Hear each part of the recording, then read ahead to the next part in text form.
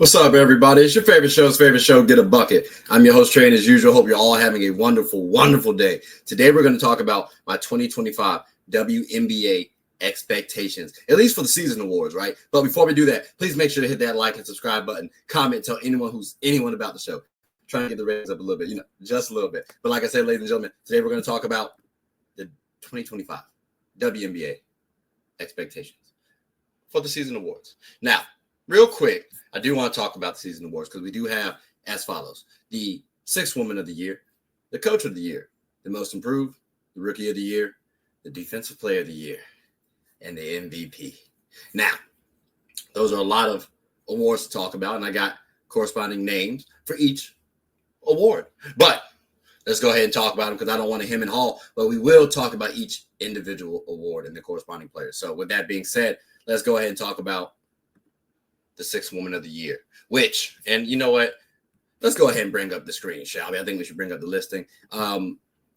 Here we are as follows, right? So I have Natasha Cloud, Brionna Jones, Cheyenne, Parker-Tyus, and Dana Evans. Now, these women can hoop, okay? Natasha Cloud, she'll be on the Liberty. Brionna Jones, she's on the Dream. Cheyenne Parker-Tyus is on the Aces, and Dana Evans is on the Aces as well. Notice the Aces have 2 Sixth Women of the Year candidates for me.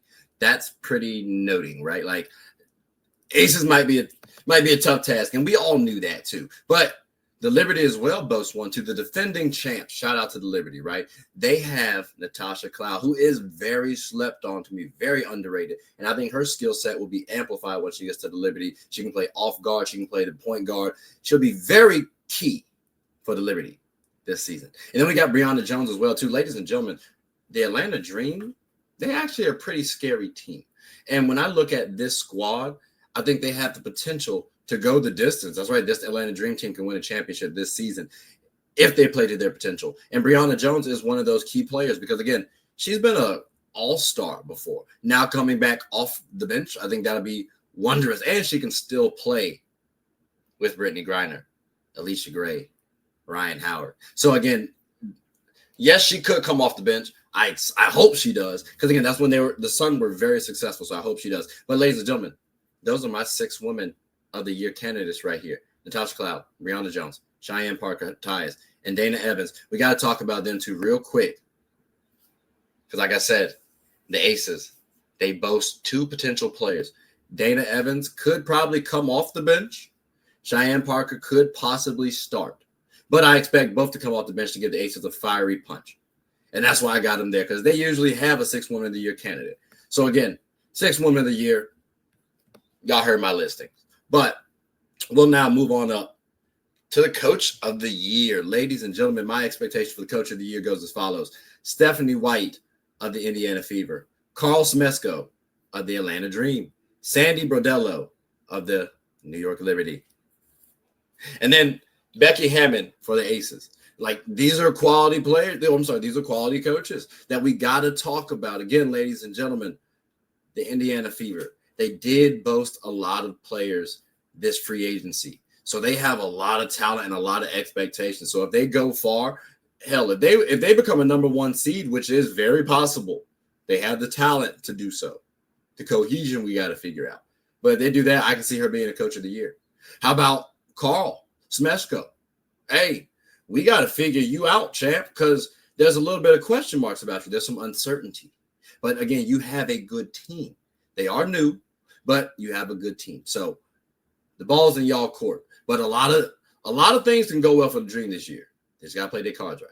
And then Sandy Brondello, listen, the Liberty, y'all just won championship, right? So what happens if y'all the number 1 seed again, but y'all do it in dominant fashion? I think it's fair to say you got to give her the Coach of the Year. Because, again, they just won the defending champs, and now they repeat everything. And keep in mind, teams have retooled now. So I do think it's fair to say if they win the first seed in dominant fashion, she needs to be Coach of the Year. And then Becky Hammon, same thing for the Aces. They have the talent to be the number 1 seed. I'm not going to rinse, wash, and repeat what I just said for the Liberty. Just know it's the exact same thing that I said for the Liberty. Number 1 seed, dominant fashion. They do that, Coach of the Year. They have the talent to do so. But again, ladies and gentlemen, Those are my coach of the year expectations. So with that being said, let's go on and transition on to the next one, which is most improved. Now, my most improved, ladies and gentlemen, it's a couple players. We do have Nalissa Smith, Ezzy Magbegor, Angel Reese, Caitlin Clark, Aaliyah Edwards, and Aaliyah Boston. Now, that's a lot of names when you really think about it. But in actuality, give me a little grace because I do have expectations for all of these players. Nalissa Smith, you got to bounce back, especially given the fact that you just got traded from the Fever. So I'm expecting a little chip on your shoulder, right? Remember when Brandon Ingram for the Lakers got traded to the Pelicans? I'm not saying all-star level play immediately. I'm saying most improved, which she's very capable of doing. She has a good amount of talent. That's a double-double machine right there. So again, I do expect something decent from Nalissa Smith. Ezzy Magbegor, Jewel Lloyd's now off the squad.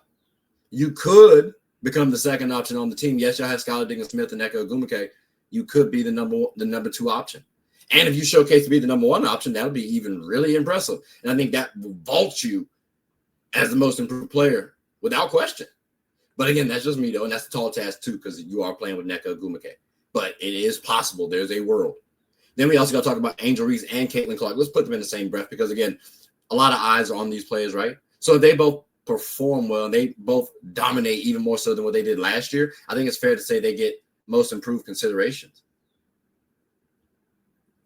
And especially to a level where, let's say, Caitlin Clark almost edges out somebody for MVP like A'ja Wilson or Breonna or somebody like that.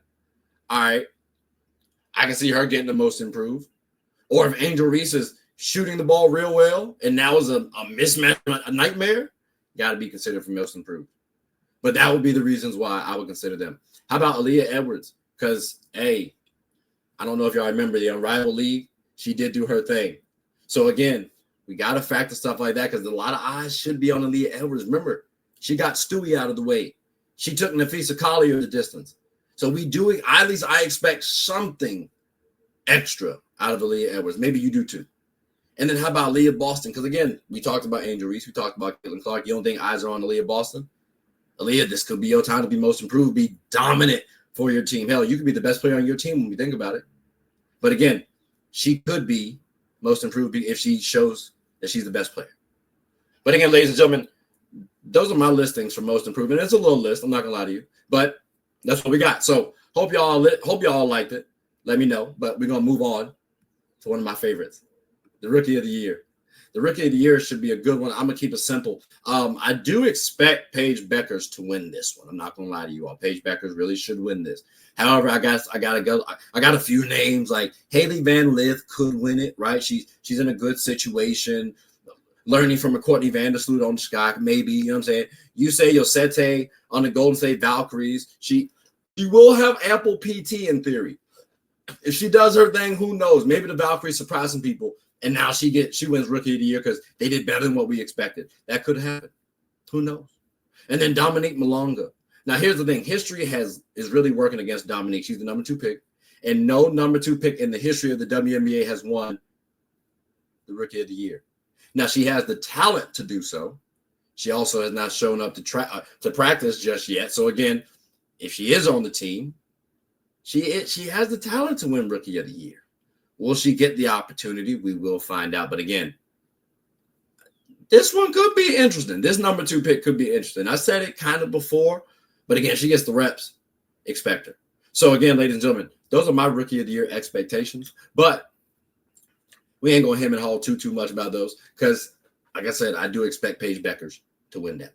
So let's move on up to the DPOY listing. Now, the DPOY listing, ladies and gentlemen, it gets a little shorter list, right? Because for me, I look at a couple players, and you might note that A'ja Wilson is not on this listing. No disrespect, but I expect Brittney Griner and Alyssa Thomas and then Napheesa Collier to do their thing. Hear me out. The Aces, they do have a good defensive team. The Dream, if they look like defensive juggernauts, it will be perceived that Brittney Griner was the head of the snake defensively. And then Alyssa Thomas, who is now on the Mercury, if they look like they haven't lost a step and they look like defensive juggernauts, she will be the perceived key cog. And then, of course, Napheesa Collier with the Lynx. I thought she should have won DPOY last year, and she did. So we got to keep her on this listing. But again, ladies and gentlemen, these three players, I understand people think A'ja Wilson for DPOY. These three players I'm also considering too. In fact, they might be higher on the listing for me this season than A'ja Wilson. But I'm not going to discredit A'ja Wilson. I just expect these three to be a little higher this season. But again, ladies and gentlemen, those are my DPOYs for this season. So let's see how they pan out. And then finally, we got to talk about them because we're here. The MVPs. And as you've noticed, I'm keeping these a little high level right now because I'm going to give a deep dive on the teams and I'll talk more about them. But right now, we got to talk about for my MVP expectations. Napheesa Collier, Breonna Stewart, A'ja Wilson, Rhyne Howard, and Caitlin Clark. All of those players can get MVP consideration. Keep in mind the Caitlin Clark one is because of the stands, right? But I do think the Fever do well enough to where they try to vault her into the MVP considerations. Again, if they become a number 1, number 2 seed, they were a 6 seed last year, I think people throw her into the MVP discussions. Unless an Aaliyah Boston outplays her. But again, expectations would be Caitlin Clark for MVP. And then a Rhyne Howard, because I said I expect a lot of the dream this season. I do expect a lot more out of Rhyne Howard. Rhyne Howard is one of them players who could be a star in this league. So again, the timer starts now for you and Alicia Gray. And I said that during last year's playoffs. You got that 2-year window. So I got that expectation on you right now. That's just me. Then we got to talk about A'ja Wilson. Because MVP, she's been before. Right? So can she do it again? Because there are some players who are hungry. So if she can, we got to talk about her as the GOAT a little bit, especially if that's tackled on with a championship. These are discussions we got to continue to have and monitor. That's what A'ja Wilson. Then Breonna Stewart, because the exact same thing with A'ja Wilson. She does that. Hey, maybe we need to talk about Stewie more so than A'ja Wilson. So what have you done for me, league? Right? All right. So again, MVP expectations. I am expecting these women. And then finally, Napheesa Collier. I expected her. I thought she was going to win it last year, to be honest with y'all. So the fact that we can't do it again, if the Lynx end up being a top seeded team, I understand they went to the finals last year, again, based on talent. If they're a top seed team, you cannot keep her away from MVP, bro. You cannot do it back-to-back seasons. You can't. I'm sorry. So if Napheesa's Lynx are at the top, MVP. And that's kind of a consistent thing. Because again, ladies and gentlemen, all these women can hoop. All these women have good teams surrounding them. So, and they can get a bucket. But again, ladies and gentlemen, those are my WNBA award expectations. And there's a few lists, like I said, there's a few names on the list. I'll give you that. But it's early. Give me some credit. So, again, those are my lists. I hope you all enjoyed it. Actually, before we go, please let me know what y'all think. Did I leave anybody off?